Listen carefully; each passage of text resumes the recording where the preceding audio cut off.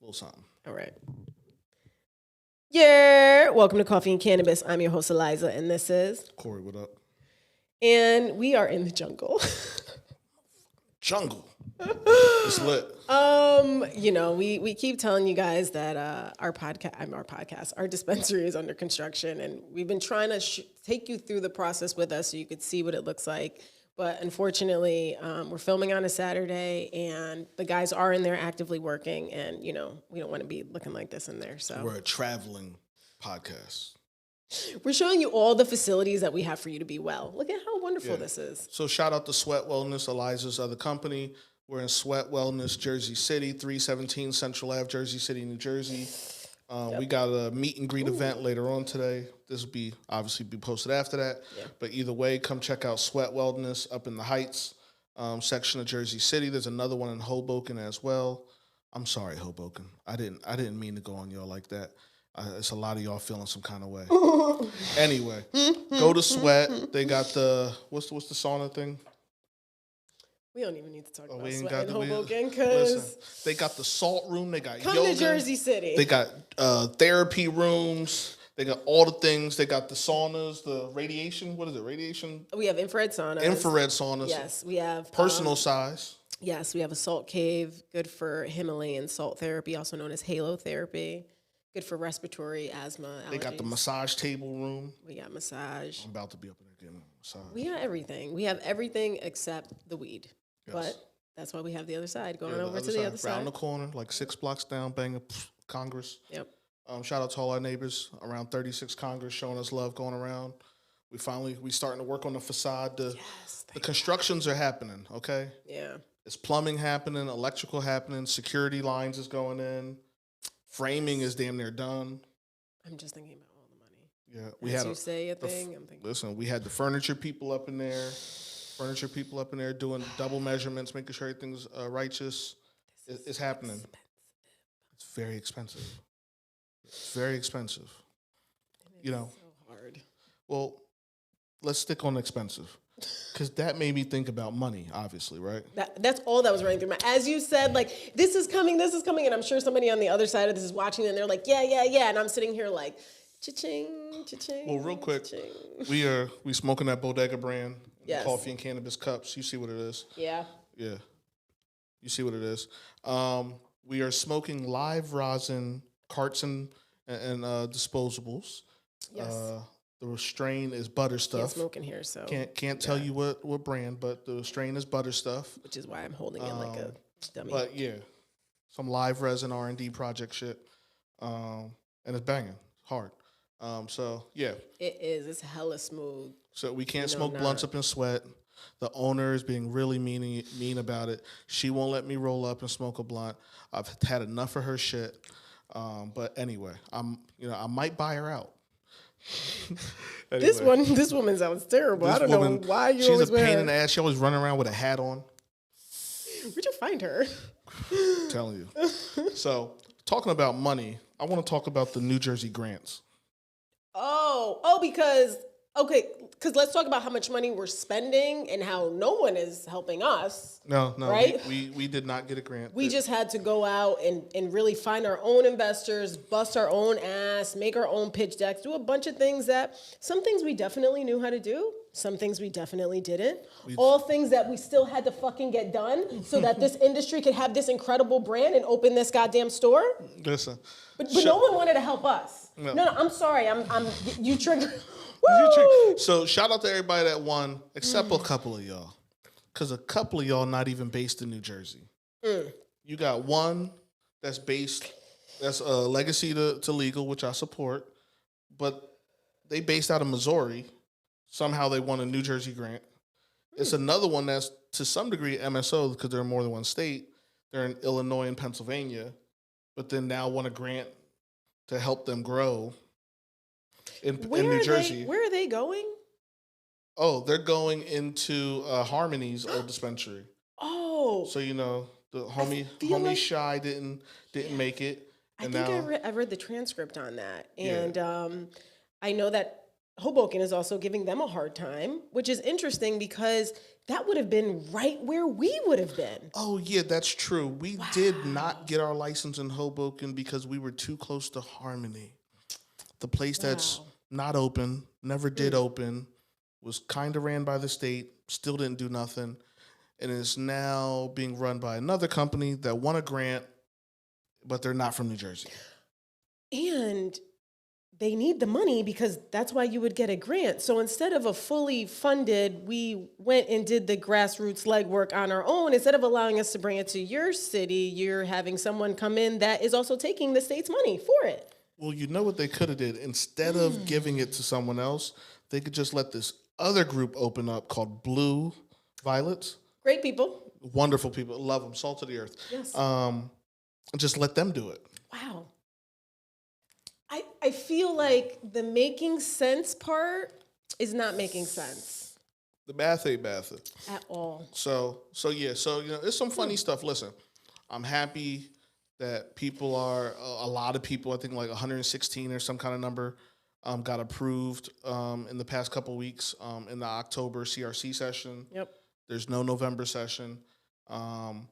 I'm happy that the grantees that needed the money got the money. Let's turn the vibe around, right? Because I'm all for, when people have a problem, bring the solution. Facts. You're gonna have negative energy. Let's bring in the positive. So shout out to the grant winners, the Black and brown folk that got that money. I know one of the brands is Jackson. He has which is a cultivation company. That's hard. I like him. Me and him had a good talk at NECAN. I like his brand. Well, know, that's fucking intro here. That's a Jersey thing. I like, that's Jersey. And one of them is, I forget his dispensary name, but Darren.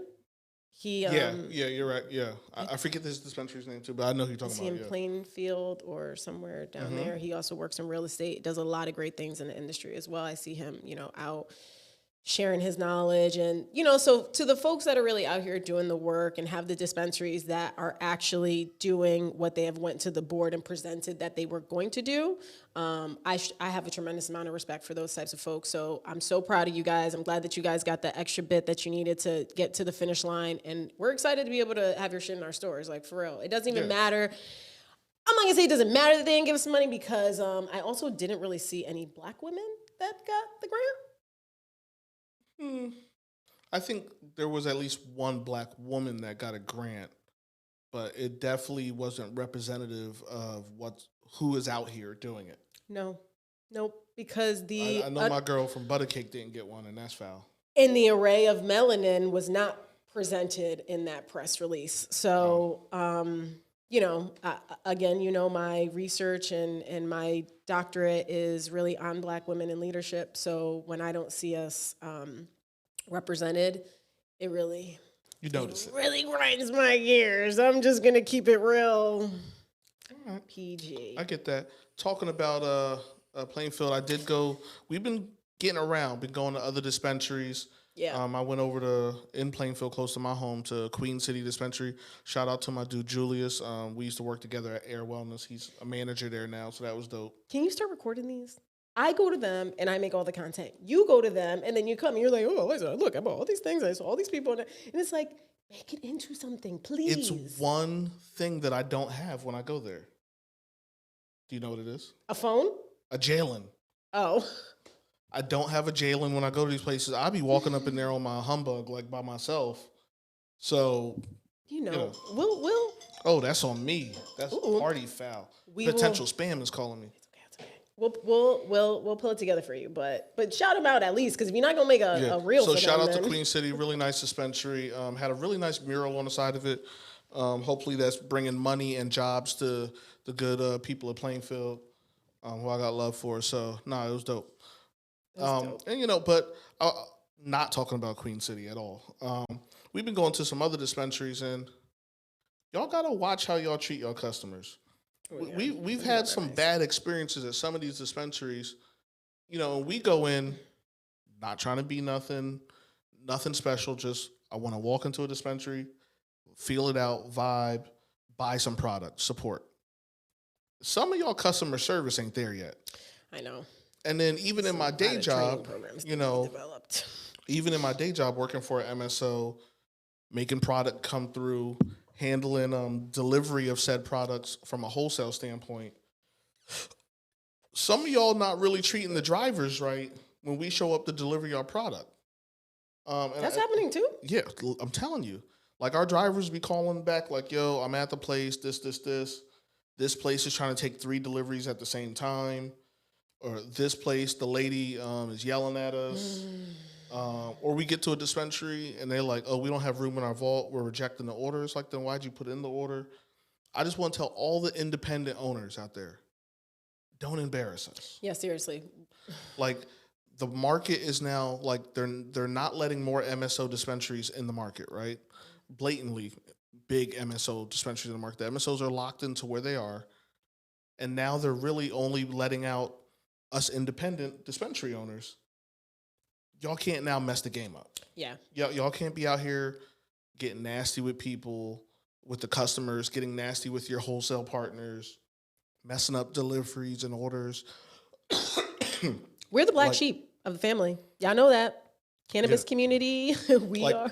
Now that we have black and brown people in the market with ownership stake, we can't now just be out there acting crazy, messing the game up. Yep. Right? Like, a couple of y'all I saw got wholesale product and immediately discounted it down, driving the price down. Like, this is a flush market that's making money. It's a thriving market. You need to do what you got to do to market yourself to get people into your store. But you can't go tank the market now. You know, that's funny that you bring that up. Somebody mentioned that to me recently. They were like, you know, there's all these dispensaries around, and they're talking about Jersey City, right? And any political officials that listen to this podcast, I hope that you listen from a lens of trying to get educated, because we understand that everybody doesn't know everything. So we just try to speak to it from a perspective, you know, to make things make sense. That's my big thing. I'm always like, make it make sense. Corey knows all the time, like, when he comes to me with ideas or anything like that, like, for me, it's never like, yeah, let's do it. No, let's do it.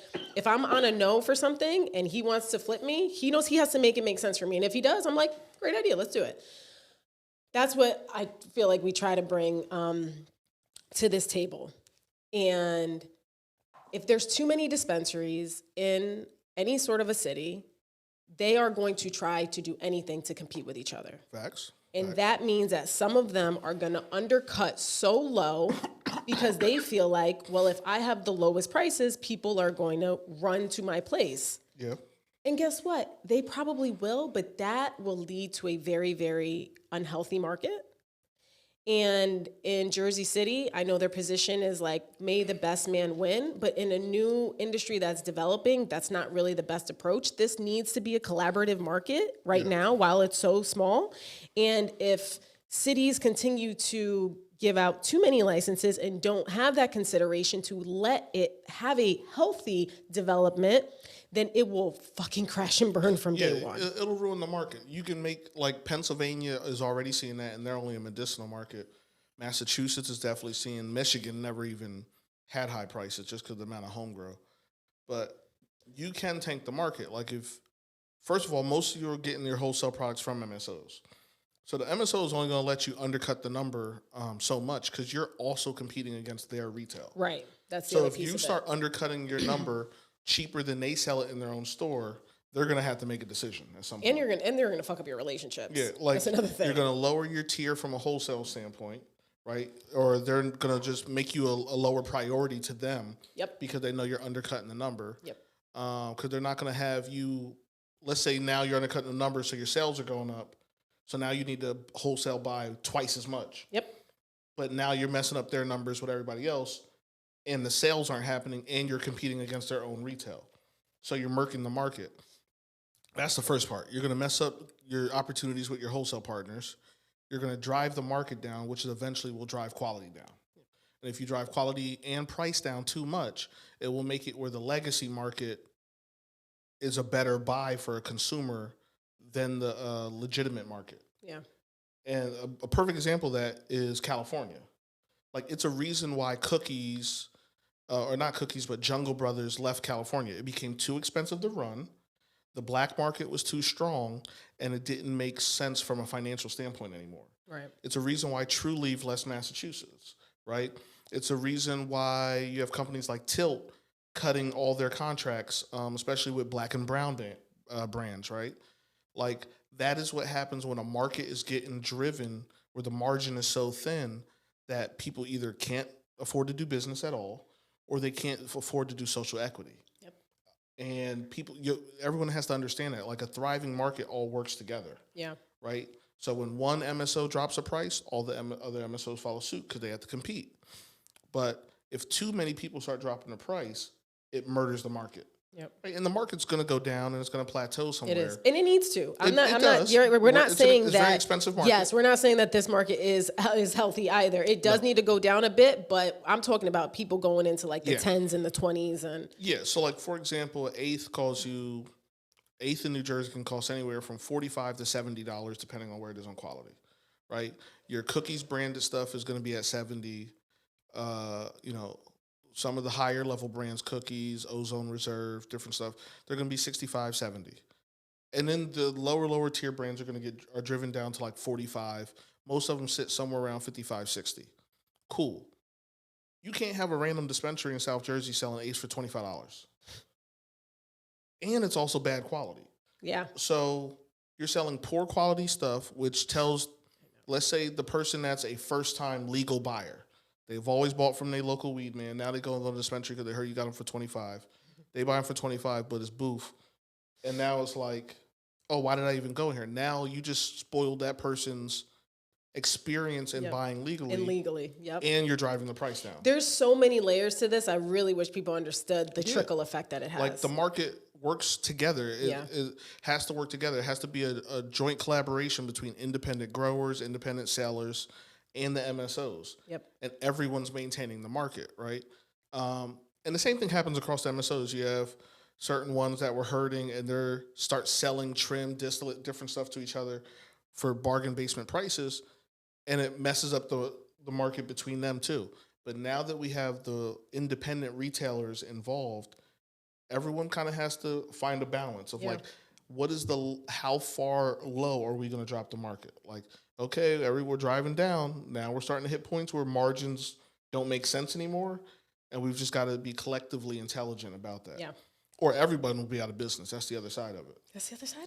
Right. So, that's all. Just handle your business, work with each other. There's no there is a bunch of organizations, organization of black retailers, Asian retailers, Hispanic retail, all this different stuff. But know your neighboring dispensaries without just fighting against them.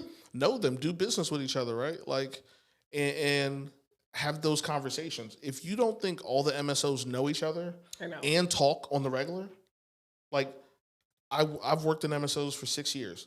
There's plenty of MSOs I could call up someone fairly up the food chain right now on my cell phone and be like, hey, what's going on with this, this, and this? Like they all work together to make sure the market stays healthy. Yep. And the independent people have to do that as well.